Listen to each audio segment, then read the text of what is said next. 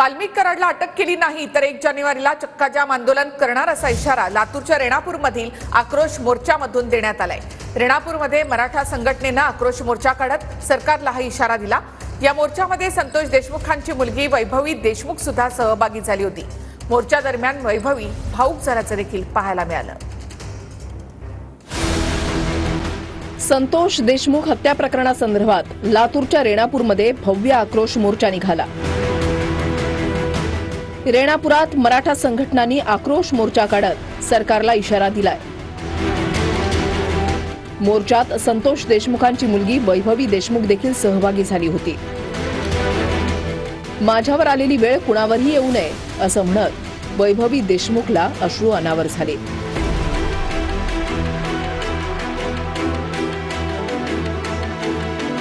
आज ज्याप्रमाणे आमचे छत्र हिरावून घेतले, मला असं वाटतं की हे छत्र दुसऱ्या कोणत्याही मुलामुलीचे किंवा जी आज वेळ आमच्या कुटुंबावर आहे ती वेळ कोणत्याच कुटुंबावर येऊ नये। वाल्मिक कराडला 1 तारखेपर्यंत अटक न केल्यास 1 जानेवारीला चक्काजाम करण्याचा आंदोलकांनी इशारा दिलाय। वाल्मिक कराडला जर अटक नाही केली तर 1 तारखेला हरिरापूर तालुक्यातील सकल मराठा समाज 18 पार जाती धर्मातल्या लोकांना सोबत घेऊन रस्त्यावरती चक्काजाम आंदोलन करेल। हत्या प्रकरणाचा निकाल लागेपर्यंत मुंडे बंधू भगिनींचा राजीनामा घ्या अशी मागणी आंदोलकांनी केली आहे। आज प्रत्येक मराठा भेदभाव म्हणतोय की ह्या प्रकरणाचा निकाल जोपर्यंत लागत नाही तोपर्यंत मुंडे बंधूंचा राजीनामा घ्या। वाल्मिक कराडवर 302 चा गुन्हा दाखल करून वाल्मिक कराडला अटक करा असं म्हणत आंदोलक आक्रमक झाले। तात्काळ अटक करून या वाल्मिक कराडवर 302 चा गुन्हा दाखल करण्यात यावा। हा गुन्हा दाखल नाही झाला, अटक नाही झाला, या पुढचा मोर्चा लातूर जिल्ह्यामध्ये सर्वात मोठा मोर्चा राहील।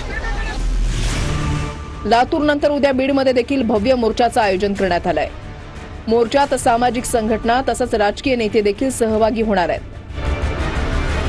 माझ्या कुटुंबाला पोरकं केलं, आम्हाला न्याय मिळावा यासाठी हा मोर्चा काढतोय असं संतोष देशमुख यांचे भाऊ धनंजय देशमुख यांनी प्रतिक्रिया दिली आहे।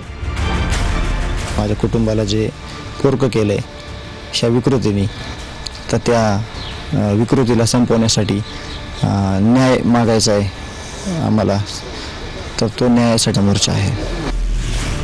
कुणासोबत अशी घटना होऊ नये म्हणून आम्ही सर्व रस्त्यावर उतरणार असं आमदार संदीप क्षीरसागर यांनी म्हटलंय।